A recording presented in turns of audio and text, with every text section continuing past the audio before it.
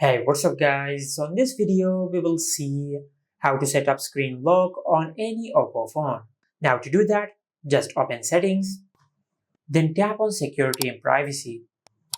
From here, just tap on device unlock, and on this page, just go to screen lock. Now from this list, just select the screen lock method which you like. Now you have the option of numeric, alphanumeric, and a pattern. For now, I will select numeric. Now just wait for a few seconds, then tap on next. Now from here, just create your lock screen pin. Then select use. Now just enter your pin one more time to confirm your pin. Now if you want to enroll your fingerprint to unlock your device, just select enable. Otherwise, you can tap on cancel. Now if you go to the lock screen of your smartphone, as you can see, we have successfully set up a screen lock on our smartphone. And this is how you can set up screen lock on any Oppo phone. Make sure to like, comment, and subscribe. Thank you for watching.